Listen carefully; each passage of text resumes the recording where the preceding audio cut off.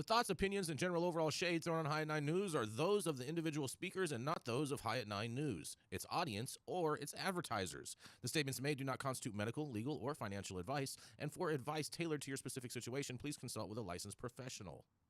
Welcome to the High at 9 News Hour, where you will hear from cannabis industry experts and professionals from around the country talk about important topics while shining light on global issues and discussing cannabis as it relates to politics, regulation and reform, data and technology, science, research and medicine, family and parenting, art, celebrities and entertainment, fitness, sports, mental health and wellness, and plant-based medicines and entheogenics.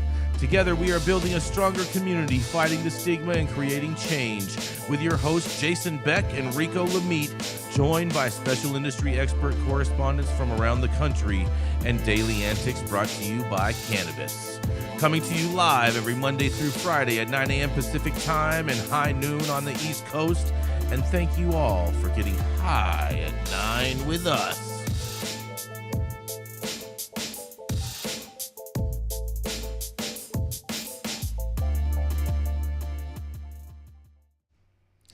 Oh, yes. Good morning, everybody. Happy Tuesday. That's right. Today is Tuesday, March 12th, and today is, that's right, shout out to all the working moms out there. It is National Working Moms Day. Can we get a big round of applause for the moms out there putting in work?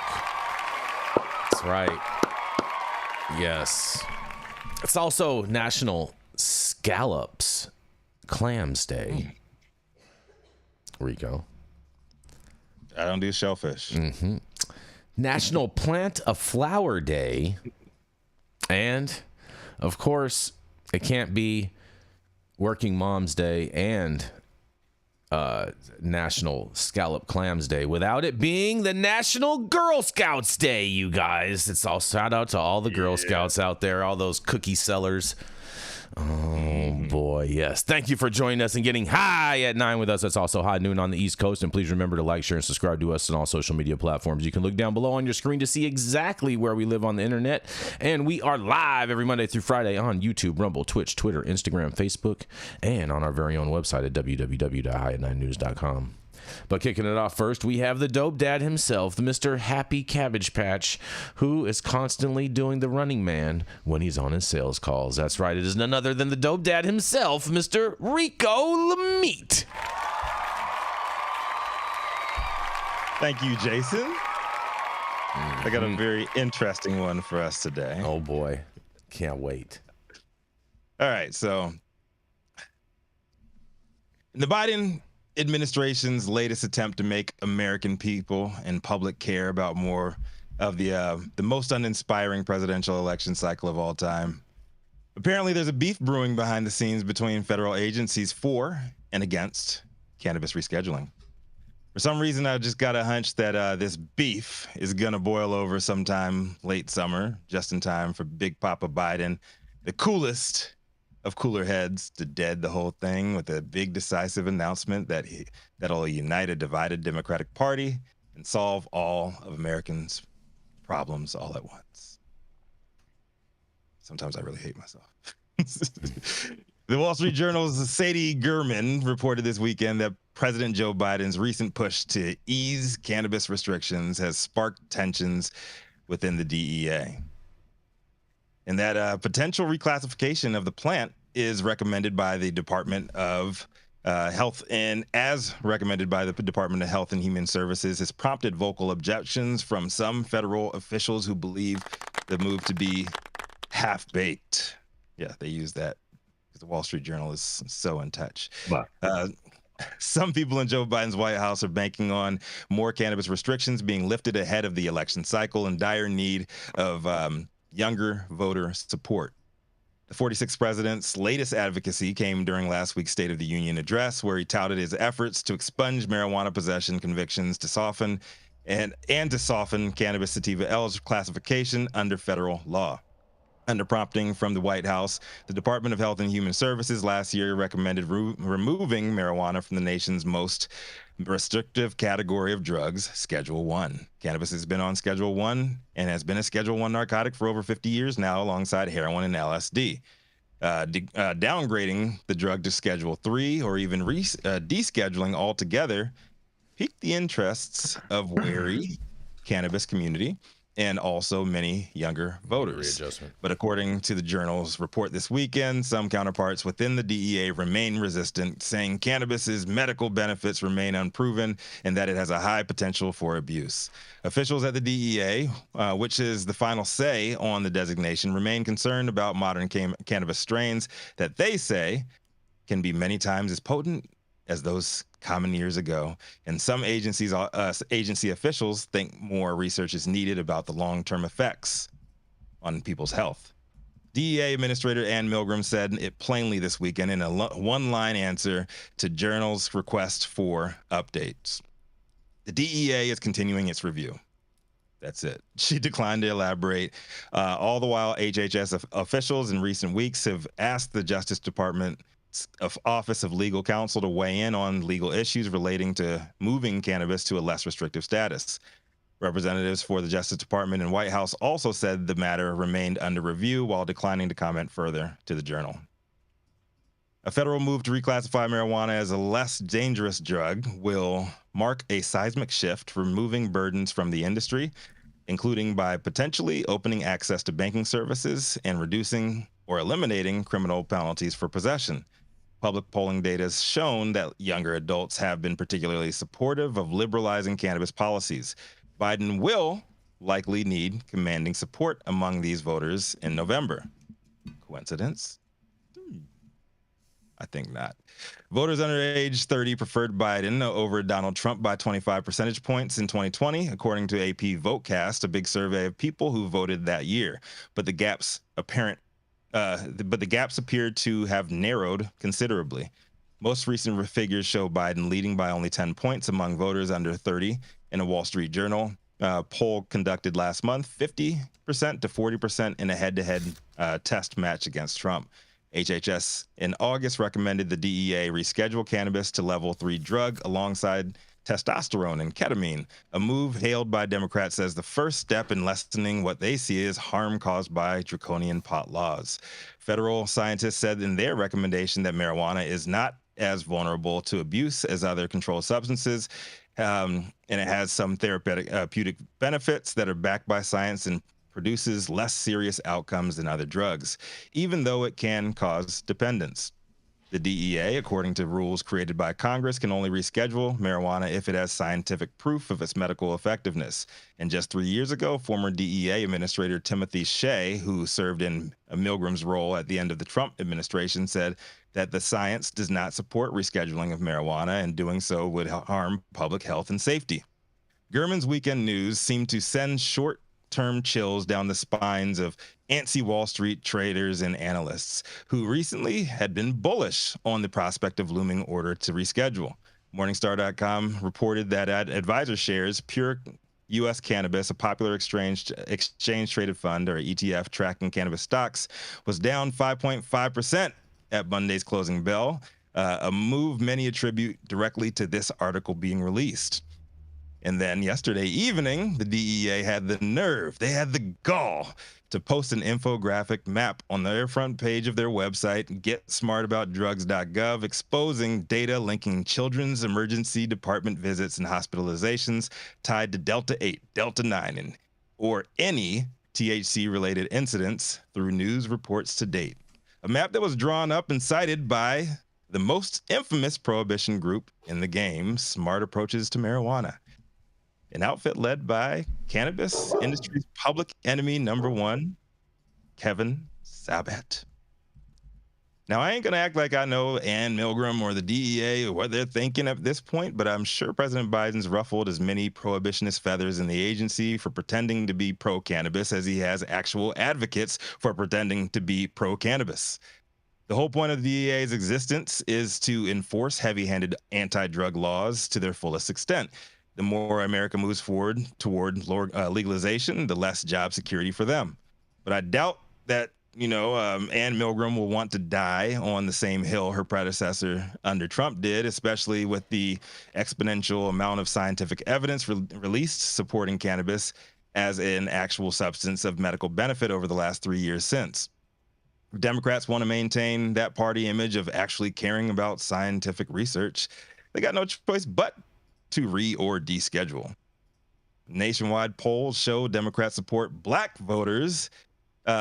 from black voters has already slipped to an all-time low, with some pointing up to 23% of black males claiming that if the election were held today, they'd be more likely to vote for Trump or Biden.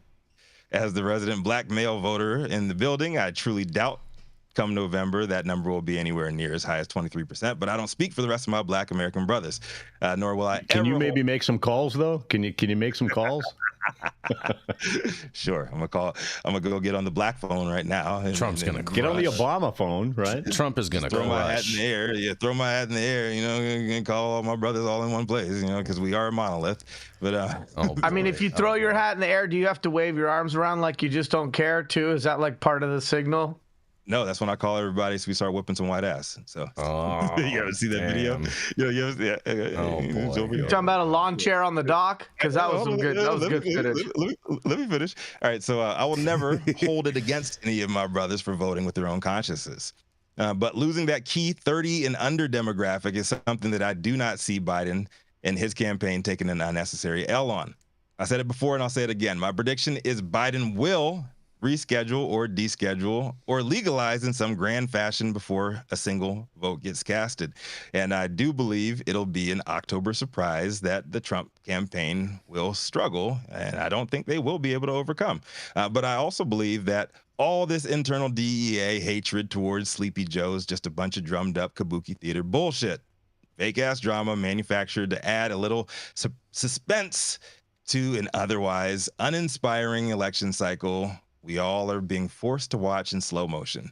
But those are just my thoughts. It's Rico Lamitte, the dopest dad on the street, and the resident black man on the panel today. I want to hear from the rest of y'all, my white brothers, and Jason. Yeah. Cute. I think it'll be great if Biden does that. I've been saying that for years. I can't believe a presidential candidate has not attached himself to federal legalization. Biden is not going to attach himself to this. Right. They for the money, right? And can't believe that it hasn't happened yet. I think it'd be great if Sleepy Joe does that. And I believe you're right, Rico. He will trip Trump, and they will not be able to recover. Biden is not going to do that, bro. Biden is not going to do that. That's going to be the knockout blow from Sleepy Joe, bro. Stop it. Be great if he does. It sure would. You guys are dreamers. You guys are dreamers. Oh, we can be dreamers, Jason, can't we? That's fair. We can. You guys can. You guys can dream. That's why you guys are sleeping like Sleepy Jason? Joe. Are you trying to steal our dreams? That's why you guys are sleeping like Sleepy Joe right now. Maybe you guys need a cup of Joe to wake up and smell the coffee. An idea. Yeah. Smell the morning Joe. I saw that movie, One President, Two Cups. That was gross. Oh my God. A second. I see what you did there. Yeah, that was cute. I mean, you really think that he's not going to get more than 30 or 23% of the black vote, Rico? No. I think he's going to crush that number. No. I think he's going to get more than that. You think Trump is? It's black male. It's black male votes. I think that it'll be a very, very abysmal turnout from the black community. En masse. I do think that the Trump administration did a way better job of marketing themselves as friends to the black community and the stuff that they've done. And Joe Biden just has not really put out there what he has been doing. Well, you know why they can't market anything, Rico, is because they haven't done anything. You know who was behind the stimulus checks? Nancy Pelosi. It was not Donald Trump, but Donald Trump marketed himself as being behind stimulus checks and being in taking care of America. And he I don't honestly. The if I'm delay gonna is be because he wanted to sign them. Oh boy, Everyone had his autograph. Marketer. He is a great marketer, and Joe Biden is not. If I'm gonna be in the same sentence as the word behind and stimulus and checks, I'm already feeling like a bottom. That's making me really uncomfortable. I cash a check. Are you a power bottom? But I don't want to be stimulated while I cash that check. I just like to cash my check in private. That's why I got one of them little apps. I just take a picture of it on my phone, and it goes where it needs to go. It's very discreet. I bet. Well, we're going to keep this train. We're going to keep this train rolling. We're going to roll right on into a commercial, and we're going to be right back. Oh man, that was weird. Hey, you America.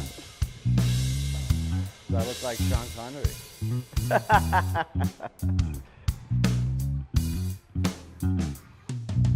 Good morning, America. Saman Razani coming to you live from sunny Los Angeles, California with the one and only highest host, Mr. Jason Beck, smoking on the best weed in the world. Did you know that we have an audio-only version of our podcast? You can find it on Apple, Google, Amazon, iHeartRadio, and Spotify. No excuses in 2024. If you haven't checked us out, check it out now. And also, check out what the Prophet's doing in 2024. Now, he's known for smoking the best weed in the world and is quite possibly the highest Republican in every room that he's ever walked into. Coming to stage next, the High at 9 News head honcho, Jason Beck. Oh, yeah, Rico, good morning. Happy Monday. Man, oh man, I got it ain't Monday, man. It's Tuesday. Oh, it's bro. Tuesday. Sorry. Talk about it Tuesday. Sorry. It's the second most important day of the week. My bad. But man, there's some things happening in Massachusetts because Governor Haley to seek blanket pardons of marijuana possession convictions, you guys. That's right. Governor Maura Haley announces plans this week to seek pardons for those convicted of simple marijuana possession in Massachusetts. 4 people familiar with her plans told the Globe in a sweeping move that she could see tens of thousands of people statewide forgive for past crimes. It was clear Monday how Haley would structure the pardon recommendation or exactly how many people could be eligible. But two of those briefed on her plans told the Globe that she would seek blanket forgiveness of simple marijuana possession charges dating back years in Massachusetts, where voters in 2016 legalized marijuana. The announcement scheduled for Wednesday morning at the State House appears to follow through on one of the Democrats' campaign promises. It would continue her muscular and early use of the office's clemency power, which she has embraced more forcefully than many of her predecessors. In quotes, "It's supposed to be a blanket pardon," said State Senator Adam Gomez, a Springfield Democrat who was briefed on the basic details of the governor's plans and invited to Wednesday's news conference. Gomez is also the state chair of the Legislature Committee on Cannabis Policy and has talked openly about facing marijuana possession charges as a teenager. In quotes, "Folks aren't going to have to do anything at all specific to possession charges," Gomez said of Healy's pardon recommendation. "Those records and those arrests are going to be going away," they say.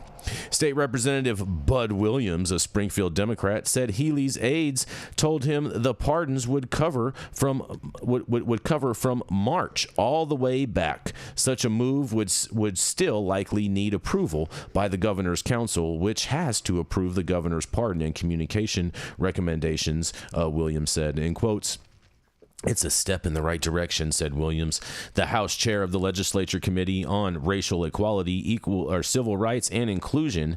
In quotes, "This has been an albatross around folks' necks. There's a lot of black and brown people affected by this," he says. Haley aides declined to comment further on Monday, saying only that she has previously committed to follow President Biden's lead on marijuana pardons and plans to offer more details on Wednesday. Haley said during her 2022 gubernatorial campaign that she would, in quotes, "move to pardon state convictions for simple marijuana possession, molded after the steps taken by Biden." Not sure what steps she's talking about with that, but nonetheless, that October, Biden announced he would allow those convicted of marijuana possession under federal law to apply for pardons. At that time, Biden's move was expected to affect about 6,500 people with federal convictions, plus thousands more residents of Washington, D.C. The president urged governors to pardon people who have state-level marijuana possession charges, a vastly larger population. And the list of those eligible under a statewide pardon for marijuana possession convictions in Massachusetts could be lengthy. There were nearly 68,800 civil or criminal violations for marijuana possession issued in Massachusetts from 2000 through 2013, according to a Cannabis Control Commission research report. From 1995 to 2008, the year Massachusetts voted to decriminalize the possession of 1 ounce or less of marijuana, there were approximately 8,000 or more arrests each year for selling and or possessing marijuana, according to a 2016 analysis by the American Civil Liberties Union of Massachusetts. Both reports found that people of color were disproportionately charged with marijuana-related crimes over the years. For example, while black people accounted for 8% of the state's population in 2014, they accounted for 24% of marijuana possession arrests that year, according to the ACLU report. Hispanic people, meanwhile, accounted for 11% of the possession arrests reported between 2000 and 2013, not including data from the Boston or state police, according to the Cannabis Control Commission's research. People identifying as Hispanic, however, never accounted for more than 10% of the population between 2000 and 2010. Healy had previously opposed efforts to legalize marijuana, joining with the governor Charlie Baker and others in 2016 to campaign against the ballot question that voters ultimately approved, creating the legal cannabis market that exists in Massachusetts today. Haley later backed away from her opposition, saying in August of 2022 that her concerns about the public health consequences may have been unnecessary, she says. Lawmakers and advocates have said that old marijuana charges can still haunt former defendants by appearing on background checks, blocking them from getting housing or jobs. And a Globe review back in 2021 found that few people had successfully cleaned their marijuana-related state criminal records under a 2018 law that allows people to apply to have the charges erased or expunged from their records. During Healy's first year in office, she pardoned 13 people, reviving the state's little-used clemency power in ways unseen for decades so early in the governor's term. So she also released new guidelines that vastly expand who can qualify for clemency. She's not alone. While inconsistent across the country, the use of clemency has soared in some red and blue states alike, including Missouri, where Governor Mike Parsons had pardoned more than 600 people in just 3 years. Wisconsin Governor Tony Evers, a Democrat, had granted more than 1,100 for drug theft and other offenses by the end of last year, and a record in his state. Before leaving office in January, Pennsylvania's then Governor Tom Wolf, a Democrat, granted 2,500 more than doubling the number issued by any of his predecessors. Hundreds of Wolf's pardons were for marijuana-related offenses, though they were granted automatically. People with minor nonviolent marijuana convictions had to apply to be considered. In quotes, "My North Star is going to be, what does it mean in terms of justice and fairness?" Healy told the Globe in December about granting pardons, which forgave a criminal offense and communications, which can shorten a prison sentence. Haley has yet to issue a communication or commutation, and so far she has nearly matched the 15 pardons that Baker had approved by the governor's council during her entire 8 years in office. And Baker also approved commutations for 3 men serving life sentences for murder. Former Governor Deval Patrick, a Democrat, recommended just 4 pardons and 1 communication over 8 years in office. Mitt Romney, a Republican, boasted of not granting any during his only term in office. Well, it sounds like there may be some criminal justice reform creeping into Massachusetts, and I can't wait to hear what you guys have to say about this. But overall, I think this is a good thing overall, even though the Democrats are doing it. What do you have to say today? should hold up and not do it until after the election. So then it could be a Republican win. Right? Yeah, I mean, that's how the game plays, you know what I mean? When it comes to these pardons and everything, when it comes to these pardons, like, why can't you go bigger than just possession? If it's on a state level, especially. Like, why would you not go bigger than that? Why don't you just do past non-violent? Well, maybe the possession things are like easy to erase, and so they want to try out their whole system and make sure it works first. And let me take it a step further. Why do we have to keep saying non-violent? So young people growing up, crabs in the crab barrel, who have some violence in their criminal record, we always say non-violent, and we say that because we know it's more palatable, because they're always going to bring out one case study of some freak who did something terrible and say, you want this person to go free, you want this person to avoid this thing. But let's let's get rid of simple possession and non-violent as these limiting language factors when we start to talk about where we think justice needs to be rectified. And I think that you touched on it, Rico, because this notion of simple possession, what's so simple about under or unregulated cannabis production that simple possession is going to take care of the prohibition past, and why? And I'm not advocating for violence, but I'm advocating for a criminal justice system based on the Judeo-Christian beliefs of redemption, reform, recovery, forgiveness, accountability. Why do we always say nonviolent? Like, I have no violence in my record, but but I'm tired of them thinking that. You know the reason. You know the reason why. Right, because it sounds better, because it's a Biden-esque Trump-worthy optics play. Look, the pardon's amazing though, right? Like, I need me one of them pardons. I'm like, can I get me one of them pardons? I'm like that Dave Chappelle meme with the crackhead. Can I get me some of that good pardon? Like, pardons are great because it's very, very, very, very different than expungement. It is. I just think I applaud it. I think it is the way to go. And I think, to your point, Rico, why simple possession? Why not complicated possession? Why not acknowledge the complications of the reality of it? All possession. Be all not just simple and not just nonviolent. I mean, there are people afraid. They're afraid. They want to take baby steps. I mean, I feel bad for the 19-year-old I agree with you guys. Yeah, wayward guy who there's a little rough and tumble in his CV. Now he's 39. Give him the pardon. I hear you. Yeah, they're all afraid though. Yeah, you're 100% right. Yeah, Yarrow, and when we're playing word games with people's lives.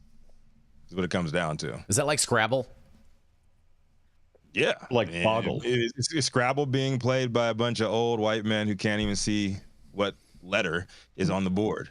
Well, and Jason's so old, it's not Scrabble, bro. It's Wordle. Don't you know? Have you not entered the digital ecosystem? No, I don't do digital things. And you know, and the problem is these word games are being played by these people who have never been in those situations. I do remember words with friends. They've never been in the trenches. They've never had to scrap to pay their next bill, and that's just the reality that we're living in right now. And we continue to allow this to go forward, and it goes back to who we're putting in office, whether it's Democrat or Republican. 80-year-old white men. The country is not full of 80-year-old white men. That's not the generation of tomorrow.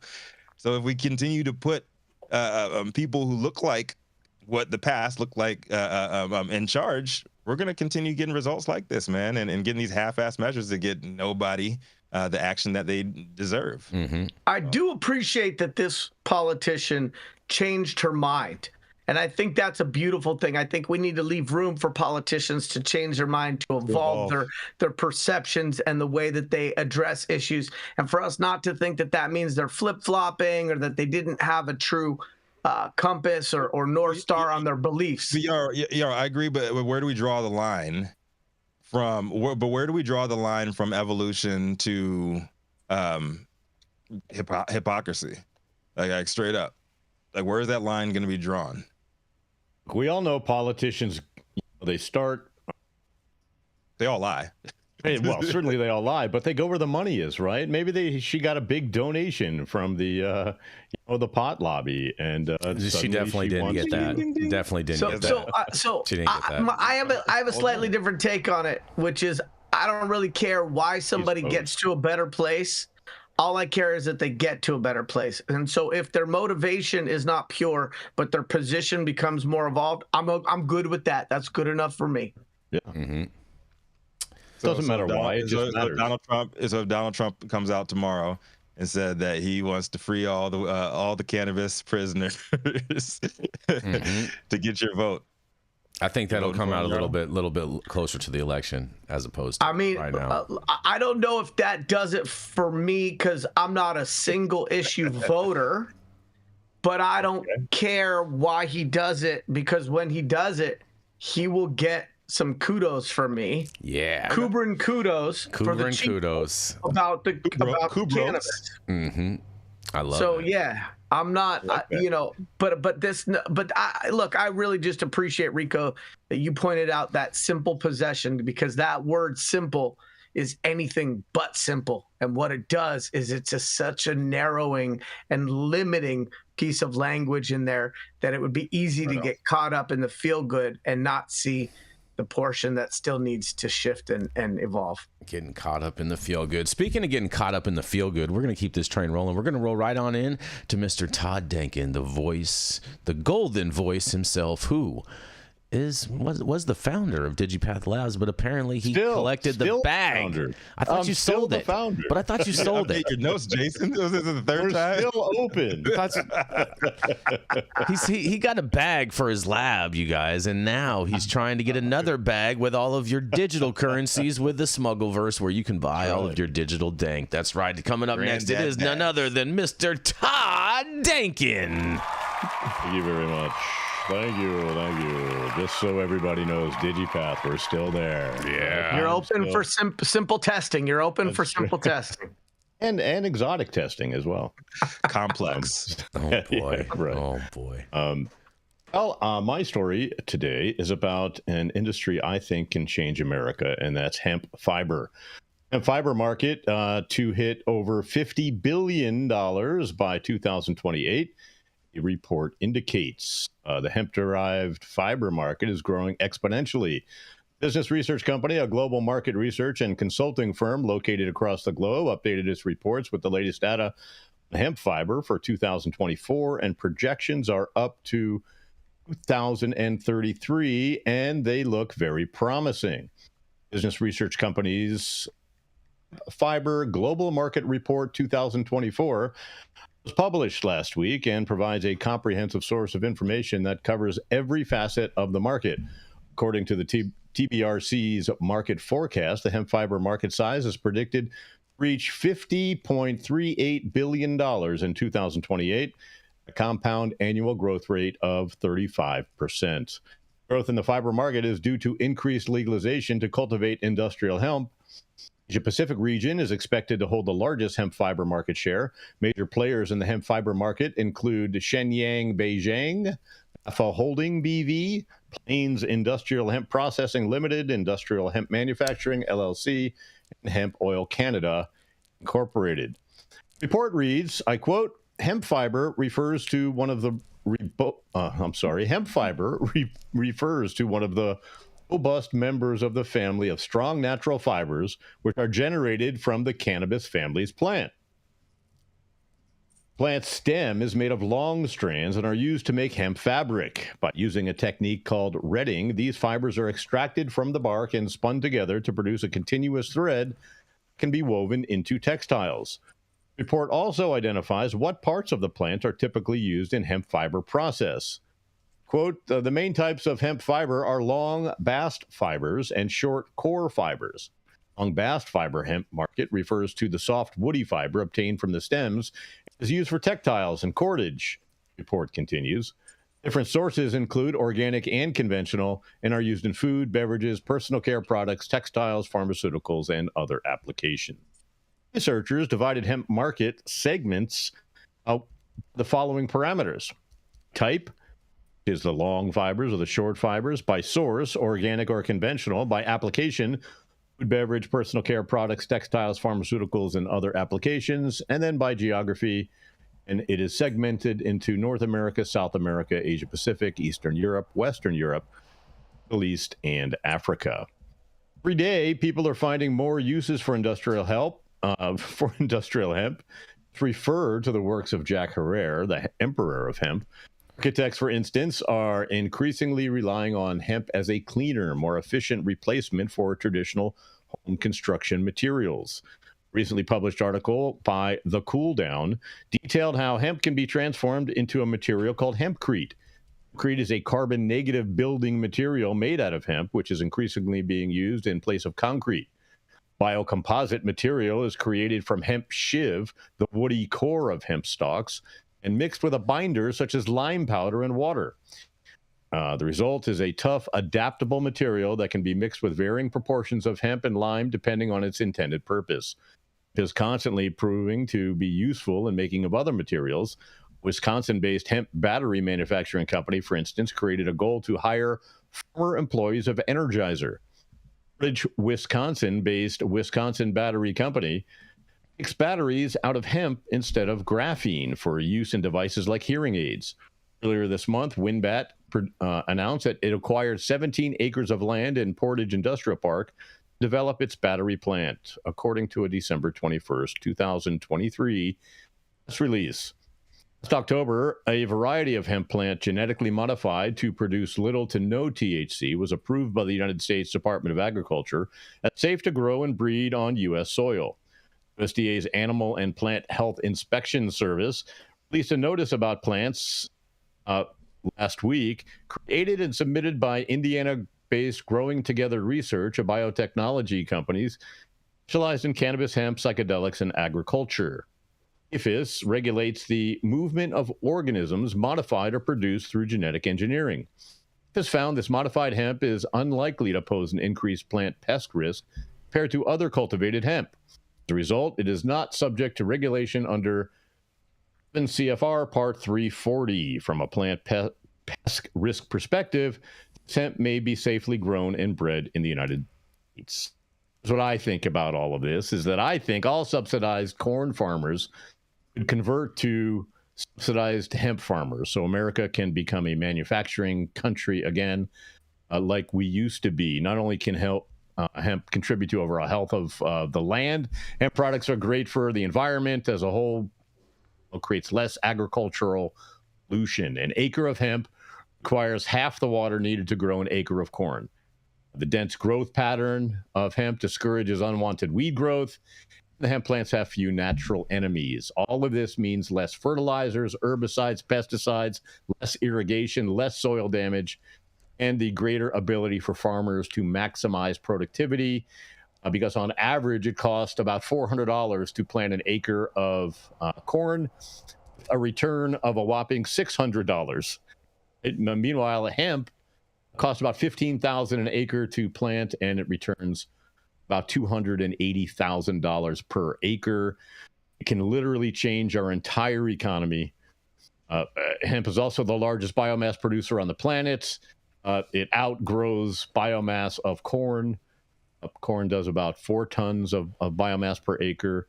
Hemp is 6 or 7 tons. And finally, corn has gained a reputation for propelling obesity and the rise of associated diseases like diabetes, heart disease, and it's out of control. Hemp seed, on the other hand, and hemp is loaded with protein, magnesium, vitamin E, potassium, iron, zinc. I can go on and on and on. I'm Todd Denkin with High at 9 News. What do you guys think? Man, I think this is great news, Todd. Like overall, this is great news. I'm a big advocate for hemp production, to be using it for textiles, not for like Delta 8 and all those other pointless. That's right. Pointless compounds or whatnot. But yeah, no, for the industrial purposes and industrial uses, this is all about bringing jobs back to the U.S., reinvigorating our manufacturing and industrial uses throughout the country. And so this is great news, and I hope it just keeps on propelling. Me too, man. I think it can literally change our entire economy and really create something here. We used to. Yeah, we could start. Yeah, exactly. The good old days. Yeah, we could start. Father knew best. That's right. We could start making our own products again instead of relying on China for everything. Right.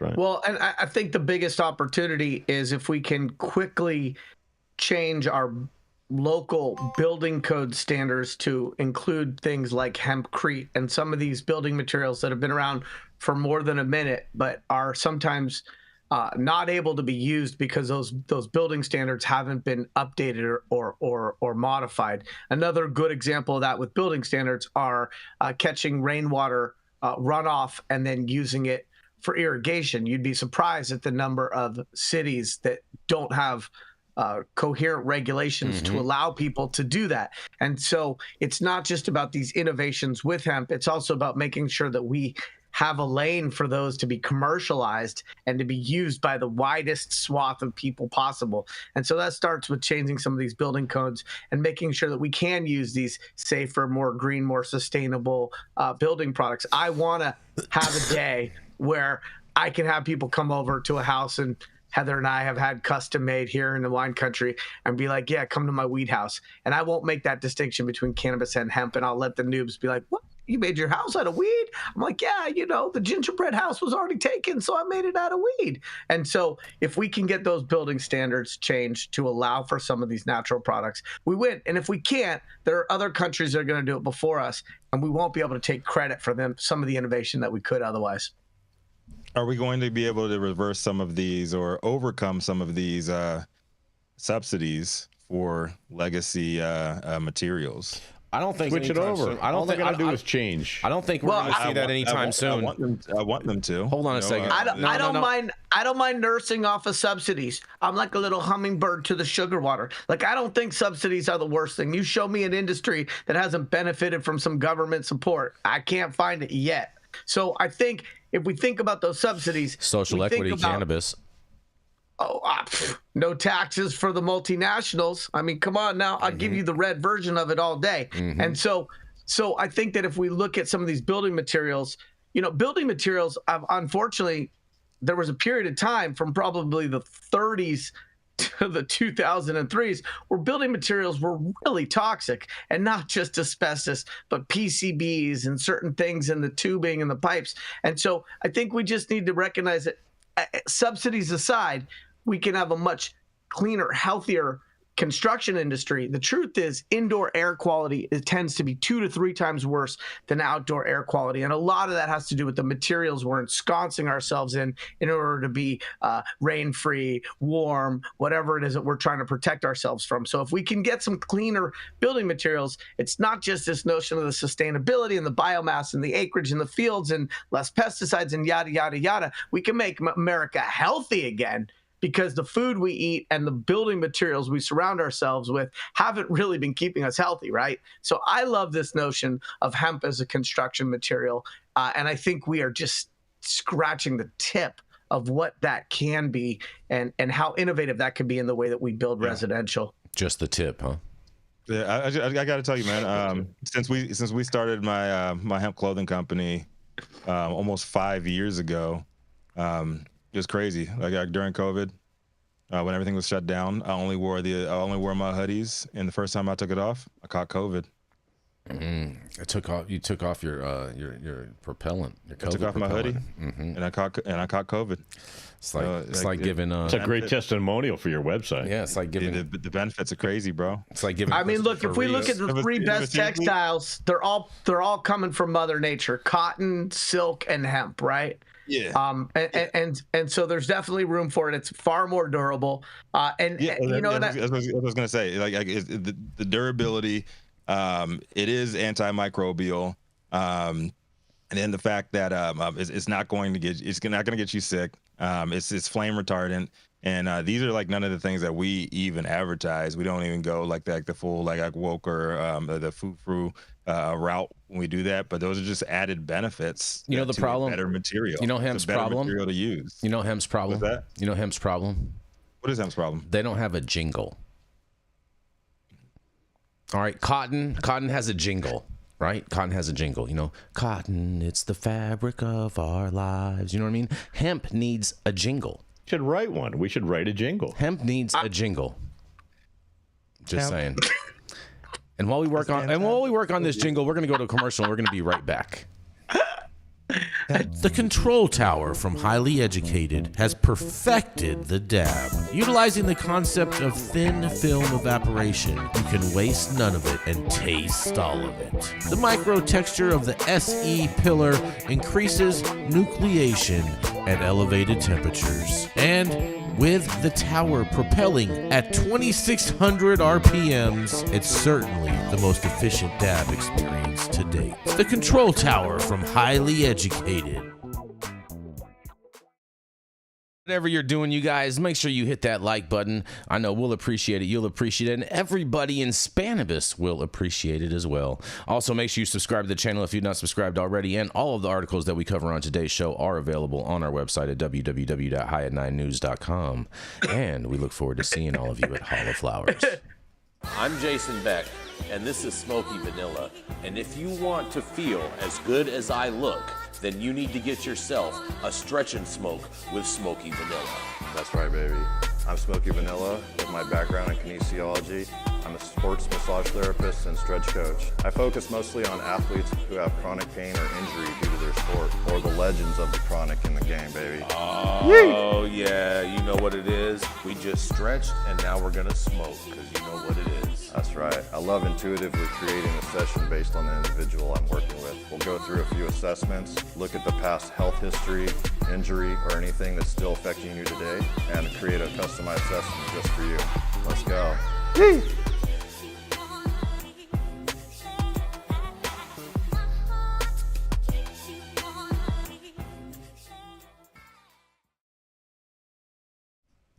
Up next, it's the second-generation cultivator and founder of Special Teams Consulting, known to many among certain circles in the Bohemian Grove as the Sebastopol Sage. Yarrow Kubrin. I don't know if I'm ready. I'm still writing the hemp jingle in my head. I'm still in the intro phase. Yeah. Oh, Jason, which one you want me to cover today? You want me to go with that Law 360 or go with the DEA article? Go with the DEA. Go with the DEA. Okay, you can't go wrong when you cover the DEA. That's they right. are the gift that keeps giving when it comes to cannabis They're content. just like New York. New York really is the gift that keeps on giving. So this is Yarrow Kubrin. Good morning, Tuesday, March 12th. Thank you, viewers. High at 9 News. Let me just say, Philip Zimmerman, you are super funny in the chat. I appreciate the real-time back and forth that we have with this show. Super dynamic. And very grateful to be a small part of the content we make here. My article today is by Chris Roberts. It is in MJ Biz Daily, published hot off the press this morning. And the article is, how close is the DEA to making a decision on rescheduling marijuana? President Joe Biden's mention of ongoing marijuana reform efforts during his annual State of the Union address is considered a landmark achievement for MJ policy by political observers as well as stakeholders in the $34 billion U.S. cannabis industry. But those keen to know exactly when the U.S. Drug Enforcement Administration will issue its highly anticipated response to health regulators' revolutionary 2023 recommendation to move marijuana Schedule 1 to Schedule 3 of the Controlled Substance Act remain frustrated. Anyone who says they know is full of it, said Andrew Klein. Big up to Klein, a Denver-based senior counsel for Perkins Cole, who co-chairs the law firm's cannabis industry group, told MJ Biz via email Monday. Only DEA, DOJ knows about timing, he added. It's a black box. It's questionable whether marijuana was top of mind for U.S. Representative Hakeem Jeffries when the House Democratic leader referred to the president as smoking Joe Biden during a news conference the day after the State of the Union address. But the cannabis industry was all smiles Tuesday night after Biden offered a brief mention of the DEA's ongoing review of the president's October 22 directive to reclassify cannabis under federal law. And pressure for the U.S. Department of Justice to act is coming from states' attorneys generals and members of Congress, as well as industry stakeholders. Though marijuana retailers would likely enjoy significant tax relief if marijuana were rescheduled, the attorney generals are advocating for rescheduling as a matter of public safety. Rescheduling decision, a closed process. Some industry stakeholders are still hopeful for a decision as early as next month, although that timeline is an educated guess at best. This is a closed process, agreed David Culver, the Washington, D.C. based Senior Vice President of Public Affairs at the U.S. Cannabis Council. I can't give you anything concrete, he told MJ Biz Daily via phone. Anybody that can tell you they can give you something concrete isn't telling the truth. But I still feel confident saying that we are going to see something out of the DOJ sooner rather than later. Not a timeline. Always as unreliable a narrator, the Washington, D.C. rumor mill has run conspicuously hot several times in recent months, only for results to disappoint. It happened before Christmas when an anticipated cannabis-related announcement by Biden turned out to be an expansion of pardons for nonviolent federal offenses involving marijuana possession. And it happened again in January when Adrian Sneed, a former Senate staffer who now works at the Washington, D.C. law firm, posted a LinkedIn that the latest intelligence indicated some announcement involving marijuana was forthcoming. Meanwhile, whispers and worries are mounting that Biden's marijuana reform efforts, which many advocates have slammed as inadequate, are too revolutionary for career law enforcement officials. Unidentified sources contend in a Saturday report by the Wall Street Journal that federal officials are at odds with Biden's rescheduling directive, raising specific concerns over THC potency. Observers told MJ Biz that the Post's report, while likely accurate, doesn't mean rescheduling is being thwarted or even slowed down. Federal change comes slowly. Rather, making the first substantive change in federal marijuana policy in more than 50 years is a difficult lift, and moving expeditiously in matters of federal law can take years. The truth is, the White House can't really just order rescheduling or descheduling to be done, said Sneed, a partner at Porter Wright's Washington, D.C. law offices. Congress can by passing a new law, but the president functionally cannot. Congress is having trouble just passing a budget, and it continues to play hot potato with the administration on cannabis. But mentioning the review process at all in the State of the Union, a speech where every word is carefully vetted and intensely debated before it reaches the presidential teleprompter, helps keep pressure on career law enforcement officials at DEA to move quickly and resolve this without undue delay. For their part, industry stakeholders remain confident and upbeat. We're very happy with where we're at. Adam Goers, the Senior Vice President of Corporate Affairs at multi-state marijuana operator the Cannabis Company, formerly Columbia Care, told MJ Biz Daily, according to Goers' research, Thursday was the first time a U.S. president mentioned marijuana in a positive light during the State of the Union address. Never before has something like this moved so quickly, Goer said. And I think on Tuesday night, the president reminded the American public, and he reminded his administration, all of whom were sitting there, of what they are working on. I'm going to allow me to clean myself up and compose myself. At first, I'd like to hear what my fellow guests and panelists have to think about this article.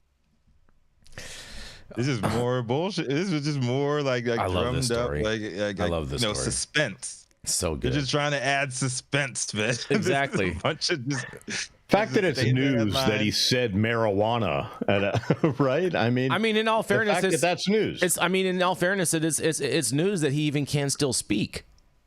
You know what? And the orange guy is so eloquent. He is. Right. Exactly. You understand everything he's saying. That's what's going with that, Todd. Like they are so. This is Trump's marketing is just that much better, and the Republican marketing for him is that much better than the Democrats because Trump makes just as many gaffes, if not worse, and he stumbles over his words, doesn't know where the hell he is. Doesn't know where the hell he is at any given time of day. But we keep on hearing about how senile Joe Biden. Did you see the handler? Did you see the handler during the State of the Union? Did you see the handler that was handling him? Years old, dude. They're both 80 years old. So to me, this is like a bad date night. It's like Congress without a climax. It's like the blue balls of bureaucracy. Oh, boy. The blue balls and the red caps. When are we going to stop pretending that any of this is related to true structural change? Nothing. None of it is. I mean, They already know what they're going to do. They're drumming up, like with my story, they're drumming up a bunch of like BS drama going on behind the scenes. The DEA is at odds with each other. The old guard thinks that they need to stick to the prohibition. I hope they do. I hope they do. They're running against Joe Biden, and Joe Biden is this pro-cannabis radical. Like, oh man, come on. Let me give you gaslighting a democratic. Let me give you a historic democratic analogy, okay? Go ahead. Here we go. Obama had the opportunity, the wind at his back, and the power at his disposal. Power in the sail. To create hope. To create a single-payer, universal health care system. He could have done it. Good. His base wanted him to do it. And he didn't do it. Okay. Nope, he didn't. He didn't do it. He didn't do it. The single most important thing he could have done, he didn't do. Yep. So if history is the biggest predictor of the present or the future, this is Biden's healthcare opportunity where he could do something monumental, and he's not going to do shit.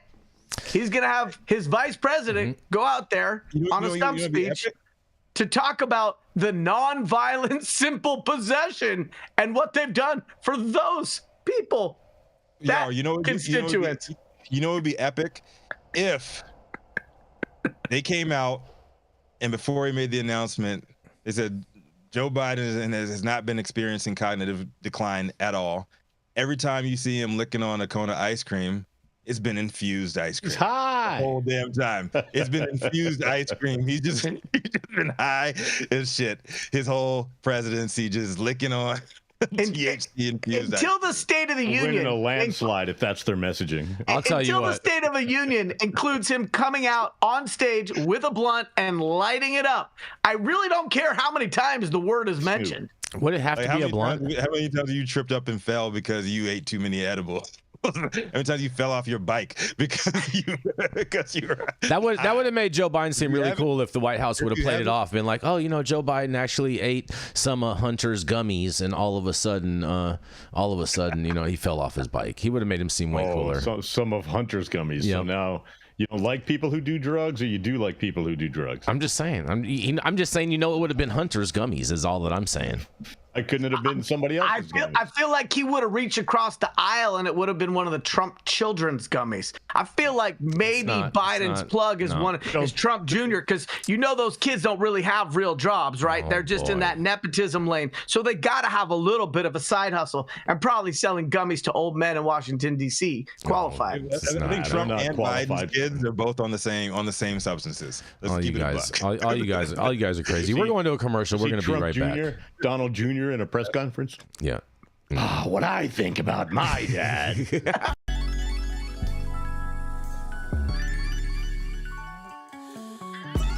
Get ready for the 20-year anniversary celebration of the Emerald Cup. The Emerald Cup will be held at the Henry J. Kaiser Center for the Arts in downtown Oakland, May 4th and 5th. Get your tickets now for best pricing. Cannabis categories include flower, pre-rolls, solventless concentrates, solvent concentrates, cartridges, edibles, topicals, tinctures, and alternative cannabinoids. So enter early for your chance to be a winner at the 20-year anniversary Emerald Cup competition.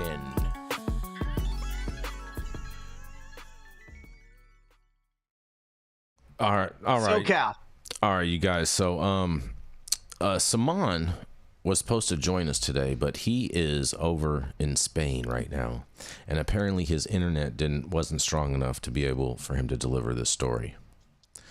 So, this story is from abroad. It's all your big Euro, because Amsterdam. This is an update from the story that Rico covered last week. Amsterdam left out of Netherlands legal weed experiment. You guys. Amsterdam will not be part of an experiment with regulated cannabis now underway in the Netherlands after a vote in the country's parliament last week. Amsterdam, a city long associated with relaxed weed rules, has been left out of a pilot experiment with legal cannabis sales now underway in the Netherlands. In a vote last week in the Netherlands lower house of parliament known as the Tweede Kamer, lawmakers excluded Amsterdam from a list of cities to be added to the European country's experiment with regulated cannabis cultivation and distribution.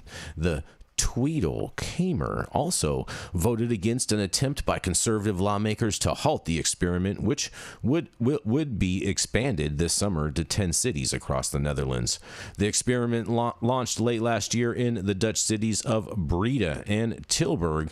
Under the pilot program, which will soon be launched in 8 more cities, the government is regulating the cultivation and sale of adult-use cannabis. Although the Netherlands in general and Amsterdam in particular are known for a pragmatically tolerant outlook on weed, cannabis is still illegal nationwide. Despite the prohibition, cannabis is easily available at so-called coffee shops, which offer a range of weed products, including flowers, joints, and hash to adult consumers. The coffee shops, which number in approximately 565 statewide, are supplied by underground growers who are generally allowed to operate without government interference. Many government officials are concerned, however, that organized crime groups have taken over cultivation of much of the weed that ends up in the coffee shops in the Netherlands, and this concern led to the country's first experiment with regulated adult-use cannabis cultivation and distribution.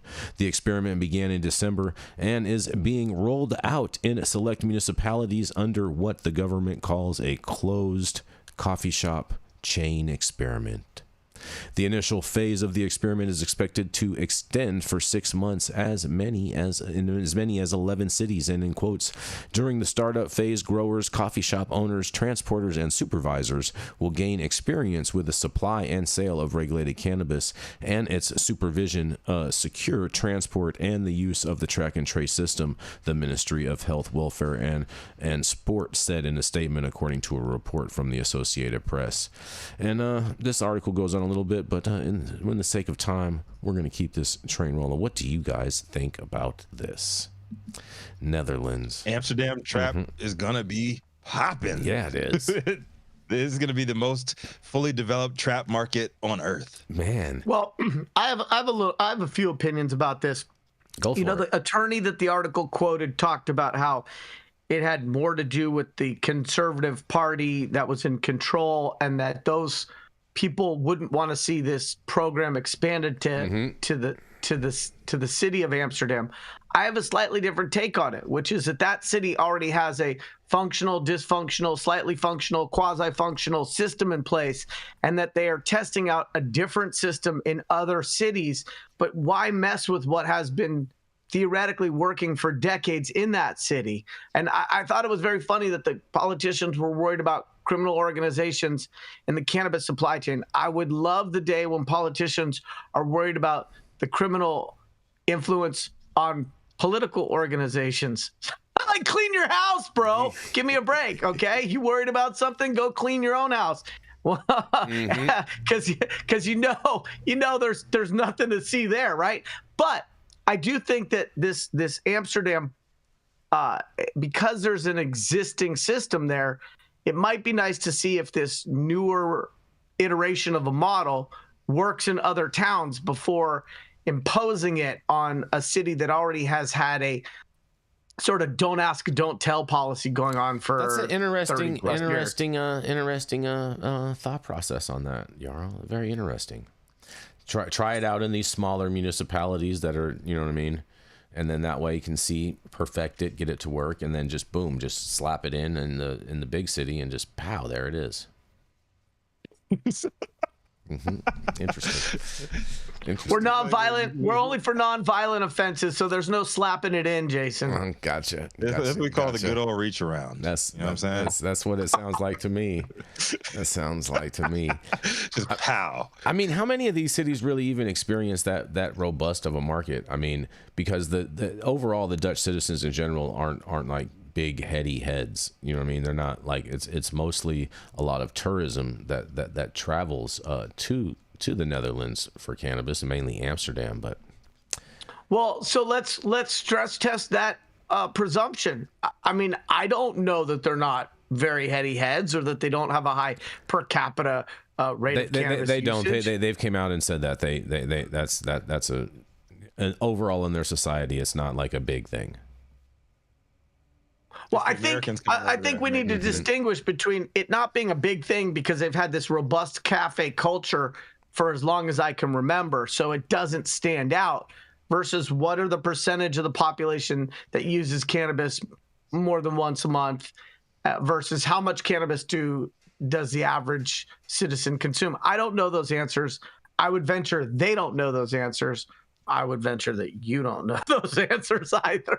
I knows the answers to everything. Yeah, that's what I'm saying. They did do a study on this, and like it was a very low percentage. It was like 20% of the population or something like that. It was super low that actually consumes cannabis. I mean, honestly, 1 in 5 is not a small number in my mind. 20%. I don't know. I disagree. I don't think that's. I mean, if you take in and you scrape out the super old who are just trying to breathe without smoke, and the super young that are age restricted, if you're talking about that percentage of the population. This would have been of eligible people that would be eligible to consume this. That was. I see what you did there. That's a good numbers game right there. That's a good little spin. Yeah. I see that. Yeah. All right. You got any thoughts on this, Rico? I got one more fast. I got one more fast little one for you guys. I think you guys are gonna love this as a closeout story for today. A little quickie, if you will. Yes, yeah, bro. You're gonna love this, bro. Coming out of South Carolina, you guys. Oh man, a man paid a United States Postal Service carrier to deliver South Carolina packages of marijuana in mail, officials say. That's right, you guys. A South Carolina man paid a U.S. Postal Service man carrier to help him receive shipments of marijuana through the mail, federal officials said. Lamont Antoine Darby, 37, of Orangeburg, was sentenced Monday to more than 3 years in federal prison after pleading guilty to conspiracy to distribute marijuana, according to the District of South Carolina U.S. Attorney's Office. Evidence presented in court showed that Darby was a drug dealer who regularly received packages of marijuana through the mail from California and elsewhere.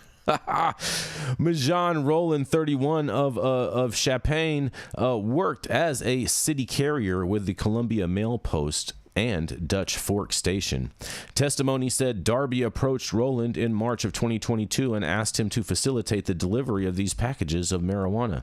The address Darby used was on Rowland's route, according to testimony, and it said Darby compensated Rowland for some of the deliveries by paying him between $100 and $200 on other occasions. He gave him small amounts of the drugs as well.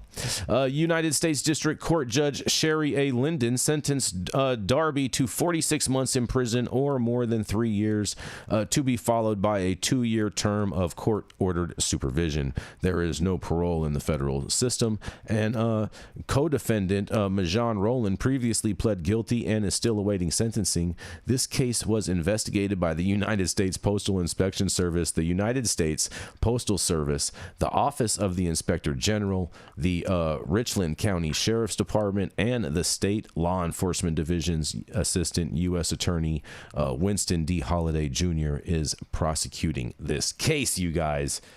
Man, this guy, I mean, can you imagine just walking up to your mailman like, hey, bro, I'm getting a package of weed. Can you make sure that it gets delivered to me, and I'm going to slide you this $100?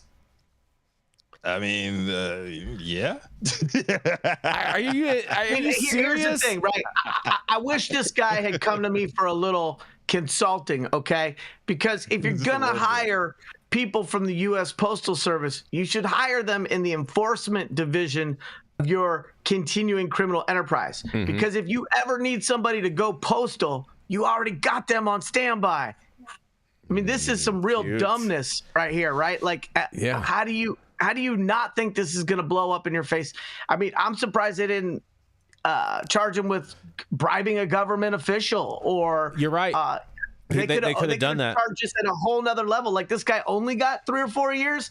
Like, and I'm not saying that it's right, but I'm understanding.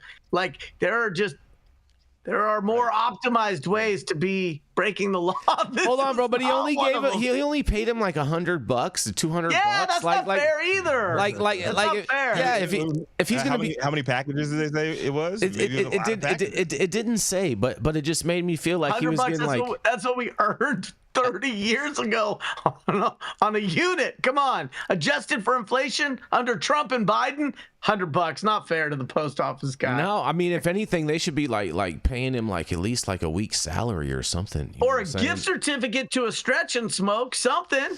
Anything, something, bro. Man. Oh man.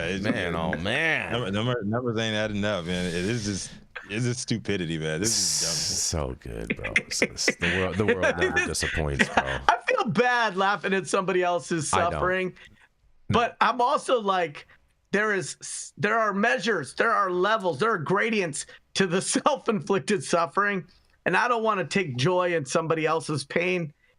And I'm also scratching my head, going like, at what point did this feel like it was a good idea? Man, I'm just. How long was this shit going on? It says a couple years. Yeah, man, he could have racked up a lot of cash in that. Yeah, but he's only paying this guy $100, $200 every now and again.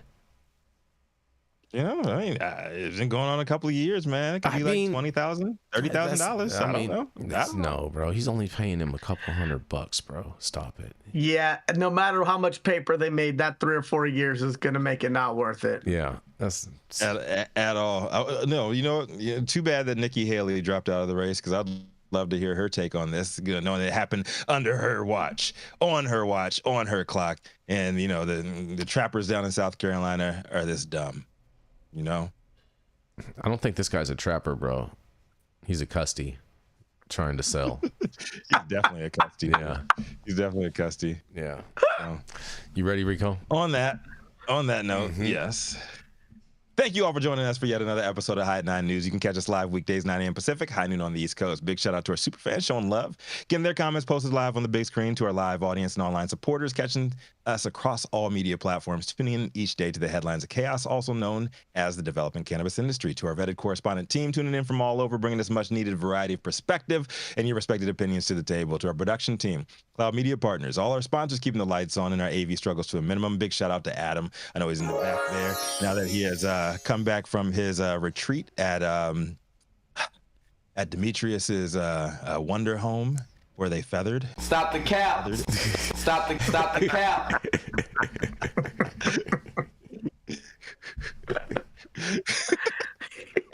As always, Cannabis Sativa L, the reason we show up to read these stories every single day. Thank you to. It has been Tuesday, Jason. Taco 12, Tuesday. 2024. You've been blessed with the top industry headlines. Hope it's enough for you to put in your pipe and smoke at least until tomorrow. I'm Rico Lamitte, the dopest dad on the street for High at 9 News, the cannabis industry's #1 daily news show. If y'all are heading out to Hall of Flowers, make sure y'all hit us up. We're going to be out in Ventura doing it big. And give it to the last man standing, Yarrow, bro. Hey, look. This is an amazing show. To my knowledge, this is the only show that covers the trailing 24-hour news cycle dedicated solely to cannabis and hemp news, here 5 days a week. So come back tomorrow. We've got a revolving set of guests, some cuter than me, some funnier than me, some smarter than me. I'll see you guys next Monday, but we'll see you here at High at 9 News tomorrow on Wednesday.